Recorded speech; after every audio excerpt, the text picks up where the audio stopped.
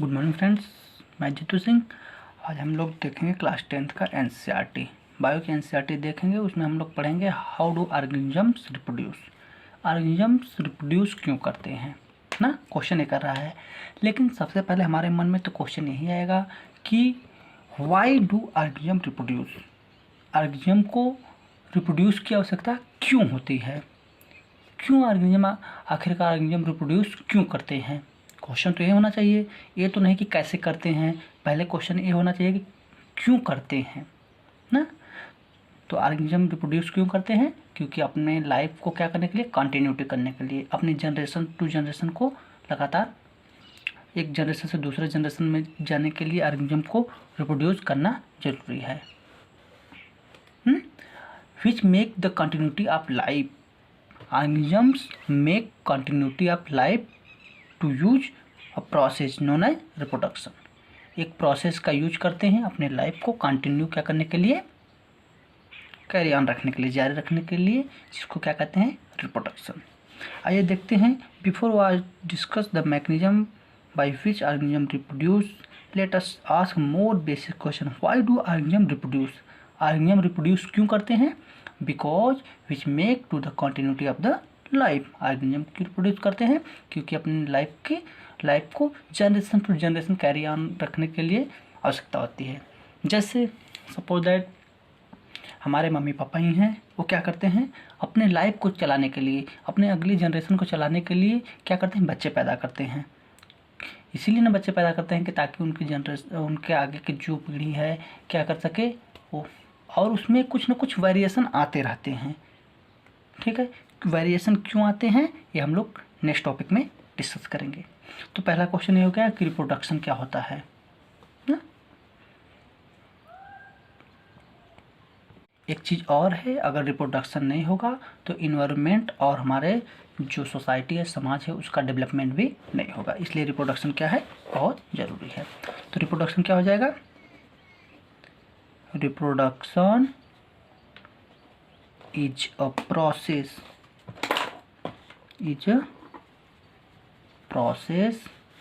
which living organism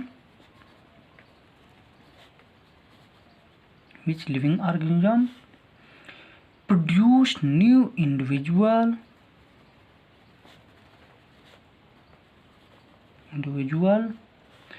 of their own kind. अपने ही जैसे बच्चे पैदा करते हैं। ऐसा तो होता नहीं है कि जो कैट है वो डॉग को पैदा करेगा, यानी जो बंदर है वो क्या करेगा, उसके द्वारा कुत्ते पैदा होंगे। ऐसा तो होता नहीं है। क्यों नहीं होता है, क्योंकि जो क्या कहते हैं, इंडिविजुअल जो रिप्रोडक्शन होता है सेम काइंड के इंडिविजुअल में होता है, अपनी ही जाति, अपनी स्पीसीज के इंडिविजुअल में होता है ना। To maintain their generation, to maintain their generation, यानी reproduction is a process which living organism produce new individual of their own kind to maintain their generation. जो इंडिविजुअल प्रोड्यूस करते हैं, चलिए आगे देखते हैं हम लोग क्या कह रहा है। After all reproduction is not necessary to maintain of their life an individual. यहाँ पे क्वेश्चन कह रहा है कि अपने लाइफ को मेंटेन करने के, जैसे हम लोग लाइफ प्रोसेस में पढ़े कि एक्सक्रीशन, डाइजेशन, सर्कुलेशन, ये सारे क्या हैं, बहुत जो सभी चीज़ें हैं हमारे बॉडी में लाइफ को सर्वाइव करने के लिए बहुत ज़्यादा ज़रूरी है, मतलब नेसेसरी है। अगर वो नहीं होगा तो हम लाइफ सर्वाइव नहीं कर सकते हैं। लेकिन यहाँ पे रिप्रोडक्शन की कोई आवश्यकता नहीं, अगर आप रिप्रोड्यूस नहीं करते हैं फिर भी आप लाइफ सर्वाइव कर सकते हैं। ठीक है, लेकिन यहाँ पे रिप्रोडक्शन क्यों किया जा रहा है, क्योंकि अपने जैसे बच्चे अगर नहीं पैदा करेंगे तो हमारा जनरेशन यहीं पे समाप्त हो जाएगा और डेवलपमेंट नहीं होगा। क्योंकि जो बच्चे पैदा होते हैं उसमें कुछ बहुत सारे डेवलपमेंट आते रहते हैं। ठीक, जैसे हम कह दें कि मतलब आपके हमारे 4 पीढ़ी दादा हैं ना, 3 पीढ़ी दादा हैं, पापा हैं, फिर आप हैं, तो इसमें सबसे इंटेलिजेंट कौन हुआ, आप होंगे। क्यों होंगे, पूरी तरह से इंटेलिजेंट नहीं होंगे। क्यों, क्योंकि उसमें कुछ कैरेक्टर ऐसे होंगे जिसमें आप उनसे क्या होंगे, अधिक जानते होंगे, उनसे अधिक क्या होंगे, ब्रिलियंट होंगे। क्योंकि जनरेशन टू जनरेशन क्या होता है, वेरिएशन आते हैं और डेवलपमेंट होता रहता है। जैसे जैसे आप बढ़ते जाते हैं, यानी जनरेशन बढ़ता है, वैसे वैसे क्या होती है, जो इंडिविजुअल आते हैं उसके कैरेक्टर में क्या होते हैं, मॉडिफाई होते रहते हैं हमेशा। ठीक, कह रहा है individual organisms unlike the essential life process such as nutrition, respiration or excretion. On the other hand, if an individual organism is going to create more individual, a lot of its energy will be spent in the process. कह रहा है कि जो अपने बच्चे reproduce करने में जितनी एनर्जी, बहुत ज़्यादा एनर्जी लगती है, फिर भी इंडिविजुअल जो होते हैं वो बच्चे क्यों पैदा करते हैं, नहीं करना चाहिए ना। So why should an individual organism waste energy on a process it does not need to stay alive. It would be interested to discuss the possible answer in the classroom. क्यों करते हैं, यानी यहाँ पे आप देख रहे हैं कि कह रहा है कि बहुत ज़्यादा एनर्जी भी खर्च होती है और हमारे लाइफ प्रोसेस के लिए बहुत ज़्यादा ज़रूरी भी नहीं है रिप्रोडक्शन, फिर भी जो इंडिविजुअल होते हैं रिप्रोडक्शन क्यों करते हैं, क्योंकि अपने जनरेशन को मेंटेन करने के लिए, जनरेशन मेंटेन होगा और हमारे इन्वायरमेंट और सोसाइटी में क्या होगी, डेवलपमेंट होगा। ठीक friends, reproduction is need of generation. Reproduction क्या है, जनरेशन के लिए एक जरूरी है, बहुत अधिक क्या है, नेसेसरली है। ठीक है, whatever the answer to this question, it is obviously that we notice organism because they produce. If there were to be only one non reproducing member of a particular kind, it is doubtful that we would existence. It is a large number of organisms belonging to a single species, but that brings them to our notice. कह रहा है कि जैसे आपने देखा होगा कि जो आपके एग्जिस्टेंस हैं, जो पुराने लोग हैं, उनसे आप कुछ ना कुछ वैरी करते हैं। वैरी क्यों करते हैं, क्योंकि आप रिप्रोडक्शन हो रहा है, रिप्रोडक्शन में जो है सेक्सुअल रिप्रोडक्शन और एसेक्सुअल रिप्रोडक्शन होता है। एक होता है सेक्सुअल, एक क्या होता है एसेक्सुअल रिप्रोडक्शन। दोनों में क्या होता है, एसेक्सुअल रिप्रोडक्शन में एक ही वन काइंड ऑफ इंडिविजुअल की आवश्यकता होती है, इसमें टू काइंड ऑफ इंडिविजुअल, और इसके द्वारा क्या बनता है, हमारा डीएनए होता है, प्रोटीन होता है, जिसके थ्रू बॉडी डिजाइन में डिफरेंट आते हैं और हमारे कैरेक्टर क्या होते हैं, हमारे जो एक्सिस्टेंस है, जो हमारे अस्तित्व हैं, जो हमारे पुराने लोग हैं, जो हमारे जनरेशन के, उनसे क्या होता है, काफ़ी अलग होता है। चलिए आगे देखिए क्या कह रहा है।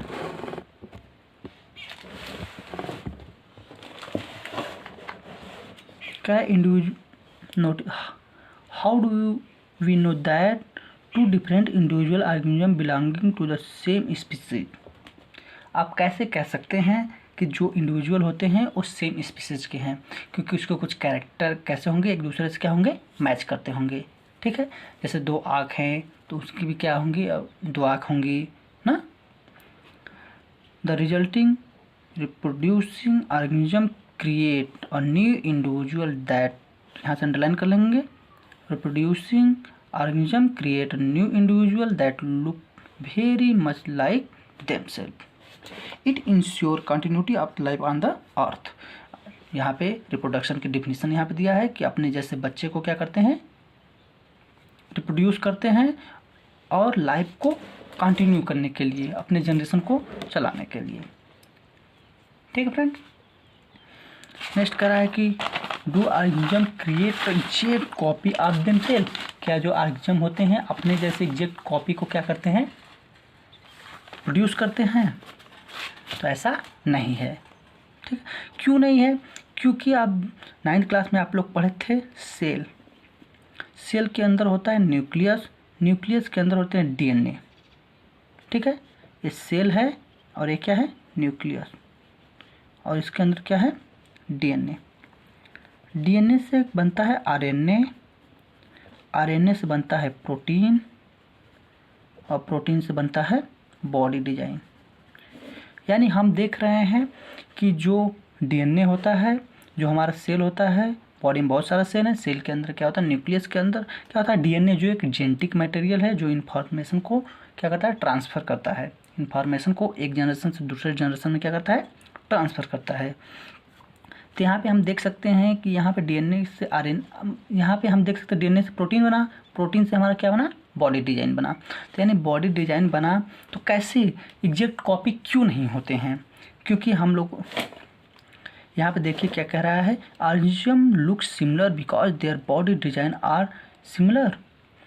If body design are to be similar the blueprint of this design should be similar. कह रहा है कि जैसे मान लीजिए आप सपोज दैट आपको कहा जाए कि आप अपने पिताजी के यानी अपने पापा क्या हैं ब्लूप्रिंट हैं, एक जैसे एग्जैक्ट कॉपी हैं, तो आप कहेंगे नहीं। लेकिन हम ये भी कह दे, ये भी क्वेश्चन कहें कि क्या आप अपने पिताजी से बिल्कुल अलग हैं, तो ये भी आंसर नहीं है।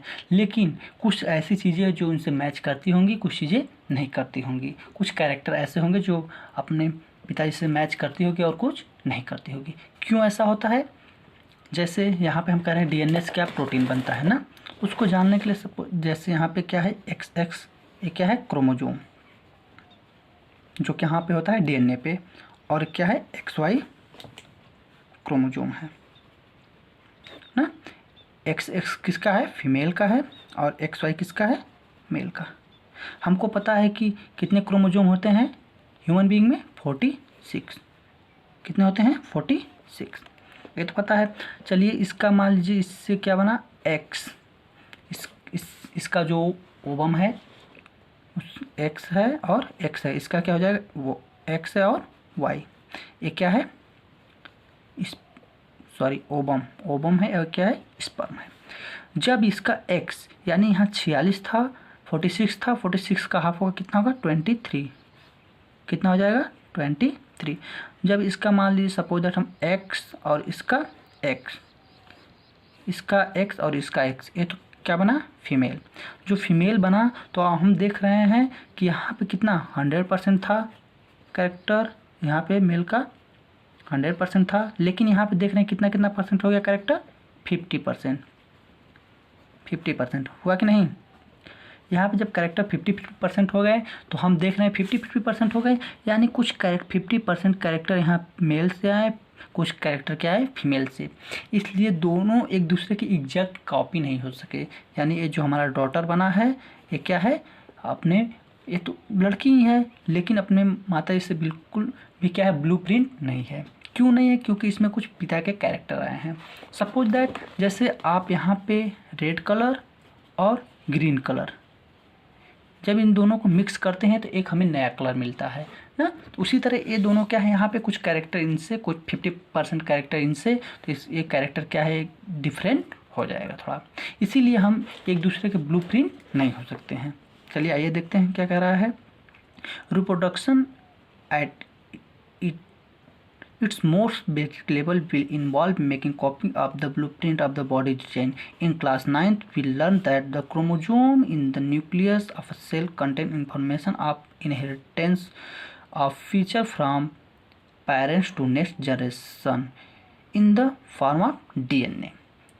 कह रहा है कि हम लोग 9th क्लास में पढ़ा था कि जो सेल होता है उसके अंदर न्यूक्लियस होता है, न्यूक्लियस के अंदर जो न्यूक्लियस के अंदर होता है डीएनए, उसके ऊपर क्रोमोजोम होते हैं जो क्या है? एक जेनेटिक मटेरियल। डीएनए क्या है? एक जेनेटिक मटेरियल है। कह रहा है DNA in the cell nucleus is the information source for making protein. यहाँ से अंडरलाइन करेंगे सभी लोग। DNA is a cell nucleus in the information source for making protein. If the information is changed, different protein will be made. Different protein will eventually lead alter body design. क्या है कि अलग अलग protein बन रहा है। DNA है, chromosome के ऊपर क्रोमोजोम क्या है? डीएनए है। तो डीएनए क्या कर रहा है कि अलग टाइप का प्रोटीन बना रहा है, ए अलग टाइप का प्रोटीन बना रहा है। जब दोनों अब प्रोटीन मिल रहे हैं तो एक अलग ही टाइप का प्रोटीन बन रहा है। अलग टाइप का प्रोटीन बन रहा है तो प्रोटीन क्या करता है? बॉडी का डिजाइन करता है। यानी बॉडी बिल्डिंग मटेरियल हमारा जो प्रोटीन है वो अलग अलग है, तो इसलिए क्या है? अलग है।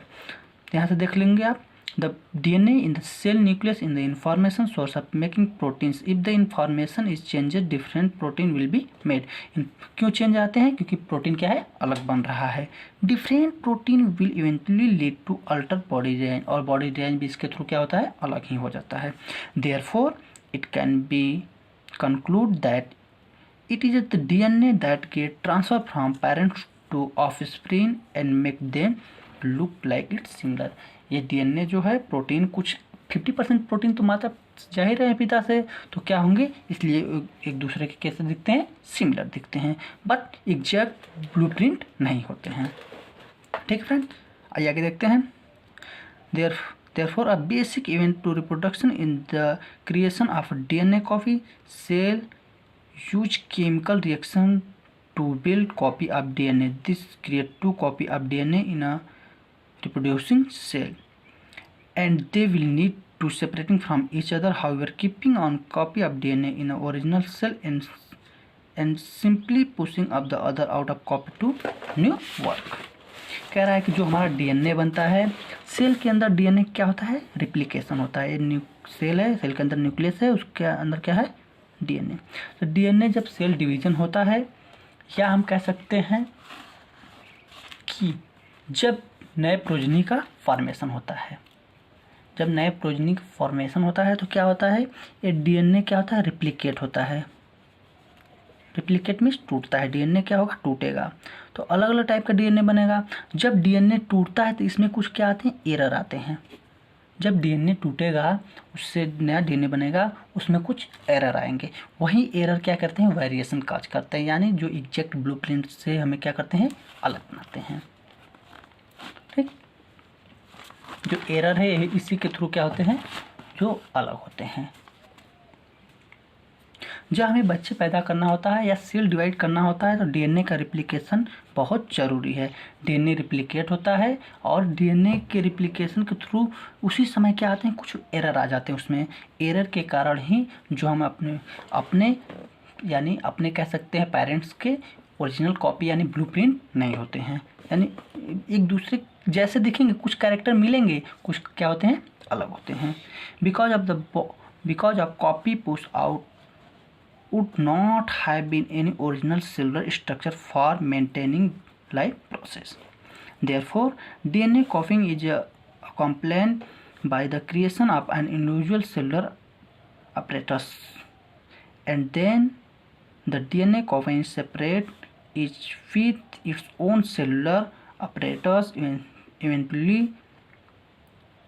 a cell divides to give rise to a cell. जैसे हम वहाँ पे हम लोगों ने देखा कि हमने कह दिया कि मेल, मान लीजिए क्या है, मेल स्पर्म है, मेल सेल है, क्रोमोजोम है XY और XX है। इससे क्या बन रहा है, ओवम बन रहा है हमारा ओवम। ओवम क्या है, 23 क्रोमोजोम होंगे। स्पर्म और ओवम में कितने होंगे, 23। जब मिलेंगे तो क्या होंगे, 46 क्रोमोजोम का बनेगा ना। तो वहीं जब डीएनए का यहाँ पे दो तरह का हम लोगों ने सेल डिवीजन 9 क्लास में देखा था, कौन कौन, माइटोटिक सेल डिवीजन और मियोसिस सेल डिवीजन। बॉडी के जितने भी पार्ट हैं सेल डिवीजन होता है, सभी जगह क्या होता है, माइटोटिक सेल डिवीजन होता है। लेकिन स्पर्म और ओवम को छोड़कर यहाँ पे क्या होता है, meiosis cell division. Meiosis cell division जब होता है उसमें 23 पेयर क्रोमोजोम वाले होते हैं। यानी हम कह सकते हैं जर्म सेल में ही ओनली क्या होते हैं, मियोसिस डिवीजन होता है। और इसमें जो क्रोमोजोम होता है उसका नंबर क्या होता है, ईच सेल में 46। माइटोटिक डिवीजन के द्वारा 2 सेल बनता है, वहीं मियोसिस डिवीजन के द्वारा कितने सेल बनते हैं, 4 सेल बनते हैं। ये चीज़ आप याद रखेंगे। जब माइटोटिक डिवीजन होगा तो 2 सेल बनेगा, मियोसिस डिवीजन होगा 4 सेल।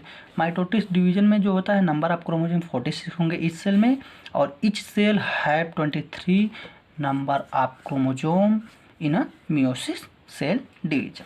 और जो मियोसिस सेल डिवीजन होता है only one in germ cell, यानी स्पर्म और ओवम के प्रोडक्शन में ही होता है। यानी स्पर्म और ओवम क्या आता है, 23 क्रोमोसोम के होते हैं। ठीक है फ्रेंड्स, कह रहा है कि this two cell are of course similar but are the likely to be the absolutely identical. लेकिन ये जो सेल होते हैं एक दूसरे के आइडेंटिकल होते हैं, नहीं, आइडेंटिकल नहीं होते हैं। इसमें जब डीएनए रिप्लिकेशन होता है, यहाँ पे जब स्पर्म बनेगा तो डीएनए रिप्लिकेशन होगा, उस समय कुछ एरर आ जाते हैं और एग्जैक्ट उसके आइडेंटिकल नहीं होगा। The answer to this question will depend on how accurately the copying reaction involved occur.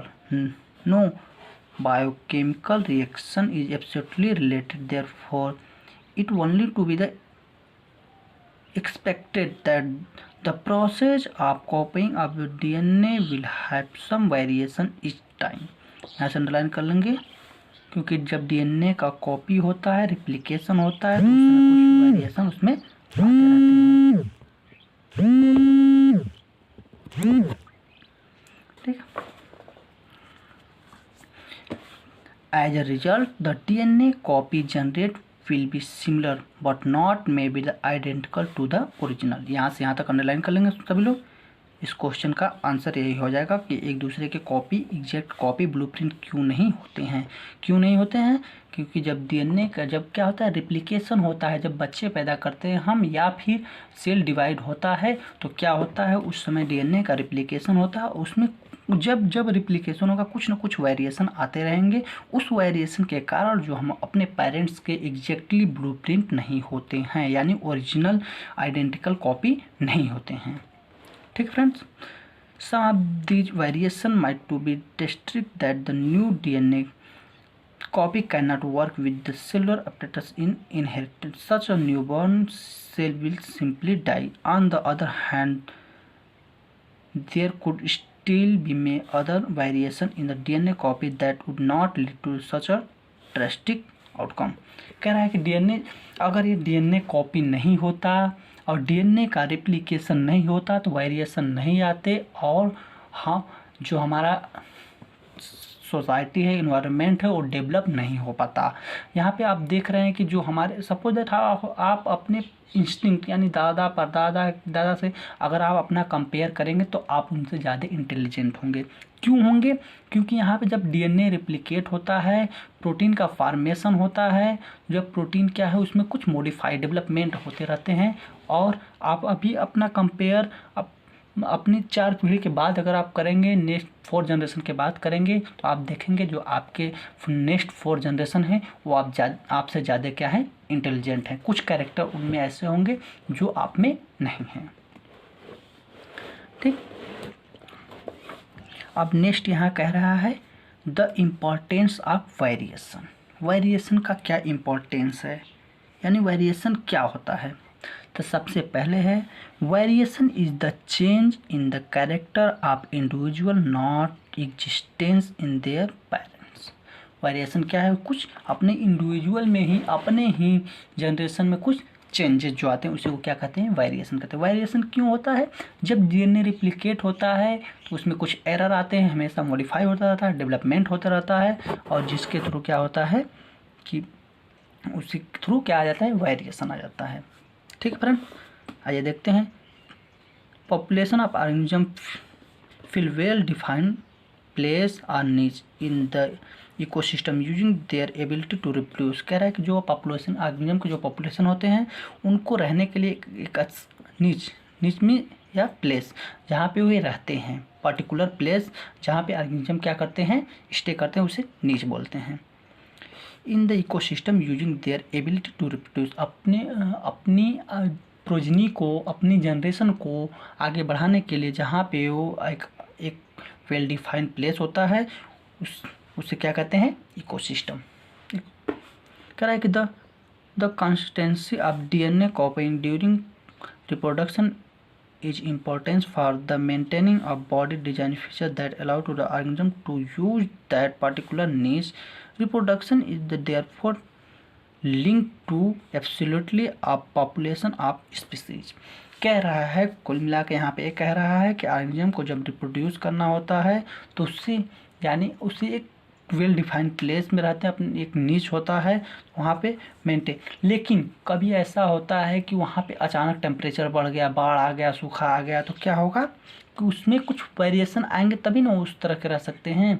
जैसे हम यहीं पे रह रहे हैं सपोज दैट, और यहाँ पे क्या हो गया कि बहुत जगह धूप होने लगा। ठीक है, तो आप क्या करेंगे, अपने आप को उस तरह कंडीशन में आपको अपने आप को एडाप्ट करना पड़ेगा। एडाप्ट करने के लिए आपको अपने जनरेशन में कुछ चेंजेस लाने होंगे, तभी ना वो हो पाएगा ऐसा। तो वही कह रहा है however niche can change because of reason beyond of the control. यहाँ से अंडरलाइन करेंगे हम लोग, क्वेश्चन का आंसर है। कह रहा है कि नीच कैन चेंज, जो उसका प्लेस होता है डिफाइंड प्लेस होता है उसे क्या कहते हैं, नीच कहते हैं। कह रहा है कि because of reason beyond the control of organism, जब ऑर्गेनिज्म के कंट्रोल से अधिक हो जाता है, जैसे वहाँ पर रह रहे हैं, टेम्परेचर बढ़ गया, ओवरफ्लोट हो गया ना, ये सारी चीज़ें, ड्राट हो गया, कुछ भी हो सकता है वहाँ पे।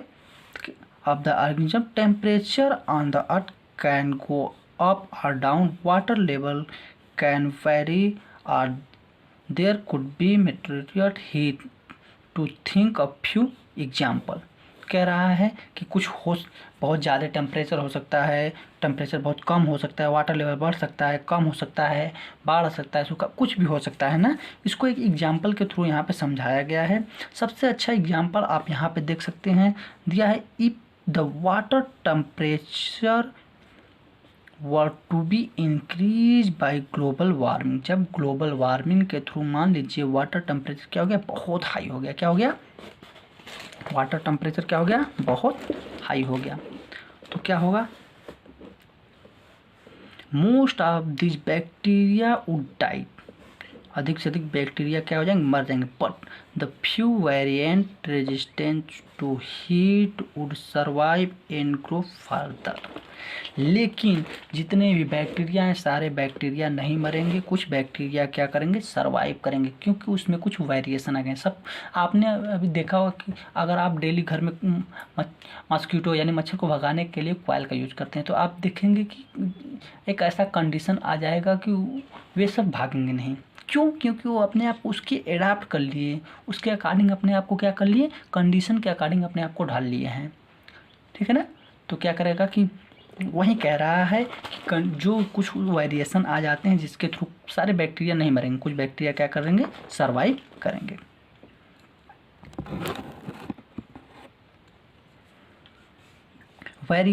तो वेरिएशन का इम्पोर्टेंस सभी लोग को समझ गया कि क्या करेंगे, वेरिएशन अगर नहीं रहता, वेरिएशन अगर नहीं होता तो सारे बैक्टीरिया क्या हो जाते हैं, डाई हो जाते हैं। Variation is the useful to for survive the species over time, हमेशा सर्वाइव होने के लिए यानी हमेशा जीवित रहने के लिए वेरिएशन क्या है, अपने जनरेशन को आगे बढ़ाने के लिए वेरिएशन क्या है, बहुत ज़रूरी है। ठीक है बच्चों, हाउएवर ऑल वेरिएशन आर, यहाँ से सभी लोग एग्जाम्पल, यहाँ से सेकंड क्वेश्चन का आंसर है, why is variation beneficial to species but not necessary for the individual.